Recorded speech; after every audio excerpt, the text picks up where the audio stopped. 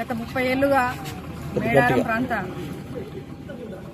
సమస్యలు ఇక్కడ రైతులు నష్టపోయే రెండో పంట గురించి నష్టపోయేటువంటి సమస్య మీ అందరికీ తెలుసు.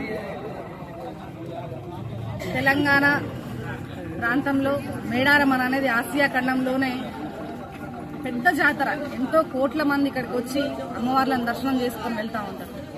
మరి అటువంటి జాతరలో ఇక్కడ ఉన్నటువంటి ఏ ప్రాంత ప్రజల కోసమైతే ఆ సమ్మక్క సార్లమ్మలు కొట్లాడినరో ఈ ప్రాంత ప్రజలే ఈరోజు కష్టాలు అనుభవిస్తున్నటువంటి ఇబ్బంది ఇప్పుడు మనకు కనబడతా ఉన్నారు. అటు గత 3-4 సంవత్సరాల నుంచి వరద నష్టం వల్ల పంటలు నష్టపోతున్నారు. వరదల వల్ల ఇప్పుడు జాతర వల్ల రెండో పంట కూడా నష్టపోతున్నారు. మరి వాళ్ళకి ఖచ్చితంగా రెండో పంట నష్టపరిహారం ప్రభుత్వం ఇవ్వాల్సిందిగా డిమాండ్ చేస్తా ఉన్నాం. అలాగే ఏదైతే ఇక్కడ ఉన్నటువంటి మంత్రి సీతమ్మ ఉన్నదో ఆమె గతంలో కూడా ఈ ప్రాంత ప్రజలందరినీ కూడా ఓట్లడిగేటువంటి క్రమంలో మేము పంట నష్టపరిహారం మేము అధికారంలోకి వస్తామని చెప్పేసి కాంగ్రెస్ ప్రభుత్వం చెప్పి ఈరోజు మాట తప్పింది. ముందుగా ఆమె మినిస్టర్ అయిన తర్వాత కూడా ఇక్కడ ఉన్నటువంటి స్థానిక ఎమ్మెల్యే మినిస్టర్ అయిన తర్వాత కూడా జాతర జరిగింది. అప్పుడు నష్టపరిహారం ఇవ్వలేదు రెండో పంటకి. ఈరోజు రెండో జాతర వస్తుంది జనవరిలో. ఇప్పుడు కూడా పంటలకి నష్టపరిహారం చెల్లించేటువంటి ఉద్దేశం ఈ ప్రభుత్వానికి లేదు. ఇప్పుడు చెల్లించాల్సిందే అని మేము డిమాండ్ చేస్తా ఉన్నాం. ఒకవేళ చెల్లించని ఎడల ఖచ్చితంగా ఇదే రైతు సాధన సమితికి అండగా ఉంటూ బీఆర్ఎస్ పార్టీ తరఫున పెద్ద ఎత్తున ధర్నాలు రాస్తారోకాలు చేస్తామని చెప్పేసి ఈ సందర్భంగా తెలియజేస్తాం. జై తెలంగాణ. ఇక్కడ స్థానికంగా ఈ మేడారం ఉన్న చుట్టుపక్కల గ్రామాలలో గత 40 సంవత్సరాలు కావచ్చు 30 సంవత్సరాల నుంచి ఇక్కడ అనేకంగా రైతులు చాలా ఇబ్బందుల పాలవుతున్నారు. ఎందుకంటే జాతర జరిగే టైంలో కొన్ని లక్షల మంది ఇక్కడికి రావడం జరుగుతుంది. ఇక్కడ స్థానికంగా ఉన్న ప్రజలు స్థలాలలో పొలాలలో వాళ్ళు ఉండడం వల్ల అక్కడ సీసాలు కానీ ప్లాస్టిక్ పడేయడం కానీ రకరకాల వస్తువులు వేయడం వల్ల అనేకమైన నష్టం జరుగుతుంది ఇక్కడ రైతులకు. కనీసం ఆడవాళ్ళు పోయి పొలం పని చేసుకోవడానికి కూడా చాలా ఇబ్బంది జరుగుతుంది. ఆడవాళ్లకు గాజు ముక్కలు కుచ్చుకోవడము, వాళ్ళకు కుట్లు పడడము, మగవాళ్ళు నాగళ్ళు దున్నుతుంటే కూడా గుచ్చుకోవడము, గట్టాలు ఎక్కడి చేయడము, అవి మళ్ళీ ఇబ్బందులు పడి రైతులు వేసుకోవడం జరుగుతుంది. ఇట్లాంటి ఈ సమయంలో గత ఏ ప్రభుత్వమైనా కానీ ఏ ప్రభుత్వం కూడా నష్టపరిహారము రైతులకు ఇస్తా అని ఇవ్వకపోవడం వల్ల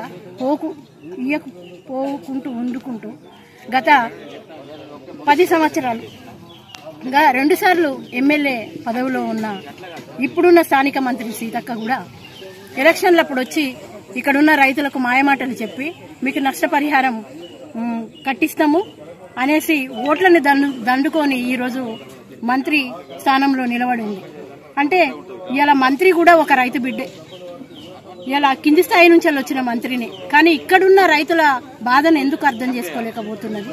ఇక్కడున్న రైతులు ఎంత కష్టపడుతున్నారో అది ఎందుకు అర్థం చేసుకోలేకపోతున్నది? ప్రభుత్వం నుంచి ఎందుకు రైతులకు పంట నష్ట పరిహారం ఇవ్వలేకపోతున్నది?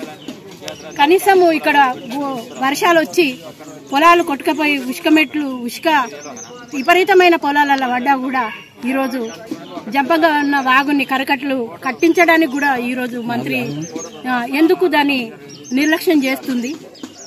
కాబట్టి ఇక్కడున్న రైతులతో ఖచ్చితంగా రైతులకు గనక పంట నష్టం కట్టించకపోతే రైతులతోనే ముందు సీతక్కను అడ్డుకోవడం జరుగుతుంది మంత్రిని, తర్వాత కలెక్టర్ ఆఫీసులు కానీ తర్వాత ఐటీడీ ఆఫీసులను కూడా అడ్డుకోవడం జరుగుతుంది. ఇదే రైతులతోనే మేము ఉధృతమైన ఉద్యమం చేయడం జరుగుతుంది. అంటే రైతులకు నష్టపరిహారం వచ్చే వరకు వాళ్ళకు అండదండగా మేము ఉంటామని చెబుతూ, ఇంత మొక్కలు గుచ్చుకోవడానికి గాజు ముక్కలు గుచ్చుకోవడానికి ఒక మహిళలు మస్తు కష్టపడి కుట్లు వేయించుకోవడానికి కాలు అవస్థతో బాధపడదు. ఆ పనికి పోవడానికి కూడా ఇక తెల్లారి పని చేయడానికి కూడా ఆ కాలు పని చేయడం లేదు. చేతిలో కూడా ఆ చేతులకు పెంకాసులు కొబ్బరి ముక్కలు పుచ్చుకపోవడానికి కారణమవుతున్నాయి. అందుకే మనమందరం ముందుకెళ్లి ఈ యొక్క మన సంఘటనలు మన మంత్రి వర్యులకు సీతక్క గారికి కూడా మొన్నొక రోజు తెలియడానికి మాట్లాడినాం. అందుకు కూడా మాకు ఇంకా సహకరించలేదని ఇంకా ముందుకు వెళ్లాలని మన ప్రతి ఒక్క జాతరకైనా వర్షాకాలం పంటలకైనా కూడా మనం ముందుగా అందరం సహకరించాలని కోరుకుంటూ నా యొక్క మాట్లాడు. మా పొలాలు యాకింగి పోతాయి, కోట్ల పంట పోతాయి. ఇప్పుడు సుగ మునిగిపోతాయి, ఇప్పుడు సుగ పోతాయి, పంటలు బాగా పోతాయి. మేము ఎట్లా బతకాలి? మళ్ళా నువ్వు ఒరిగొచ్చినాక నువ్వు తీర్థం వస్తే చీసక్కలు వరాలు ఇవన్నీ గడగొడతాడు. ఇట్లా నట్టమవుతలేవా? మేము ఎట్లా బతకాలి? ఇక్కడికి వచ్చిన వాళ్ళు మంచిగా ఇంజిన్ కట్టుకొని పోతారు. మేమేం కట్టుకుంటారు? చిన్న నష్టమే లేదు మాకు. 2000 దాకా అయితేనే అబ్బాయి మొత్తారు వరాలు పంట చేనులు ఉన్నా వరాలు దొబ్బిస్తారు. పంటలు కోసుకుందామన్నా పచ్చగున్నా కానీ ఎండు పెట్టినామని వరాలు అట్టే దొబ్బిస్తారు. పోయినసారి అయితే పచ్చడి చేనులు కూడా దొబ్బిచ్చారు. నార్లు పోయకుండా చేస్తారు. ముందొచ్చి చెప్తారు నార్లు తినేటప్పుడు సీస వక్కలు, గాజు వక్కలు, కోడి పక్కలు, అదేంటి మేక తలకాయలు, మేక అది తోళ్ళు అవి చేరుకపోయేటోళ్ళు కూడా ఎవరు లేరు. మురుగు వాసన రమ్మంటే ఒక్కొక్కరు 500 ఇస్తామని రారు. ఇక యాసోడి దేవత శాతన చేరపోతే రోగాలు వచ్చుడు. ఆ రోగాలు కడిపోతే 5,000 10,000 అయినా రోగం అదృష్టం అదృష్టం లేకుంటే ఆ రోగంతో చచ్చిపోతారు.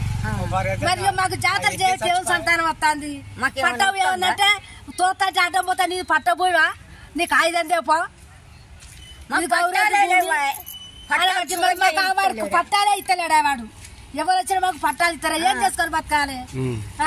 మరి ఎక్కడెక్కడ వచ్చి ఇక్కడ వచ్చి వాళ్ళు నౌకర్లు చేసుకుంటారు, దుకాణాలు పెట్టుకుంటారు. వాళ్ళు సంపాదించుకొని పోతారు. వాళ్ళు సంపాదించుకొని పోతే వాళ్ళు తిన్నా ఇస్తారు, ఏదెత్తారు. మేము ఎట్లా బతకాలి? మాకు ఎట్లా వస్తుంది? మరి ఎకరానికి 50-60 వేలు ఇచ్చడానికి కోరుకుంటారు. మేము కావాల్సింది ఇప్పుడు ఆనకాలం పంటలు మురుగుతాయి. 2-3 సార్లు వేసినా పంటలు వస్తలేవు. జాసింగి పెడతా అంటే 4 బయ్యకు అంటారు. మరి ఎట్లా బతకాలి? మేము ఏ విధంగా బతకాలి? ఏమైనా చేసుకునే బతామంటే ఊర్లో పంట వచ్చే దుకాణాలు పెట్టుకోవాలి. ఊరోడికి ఏమి లేదు.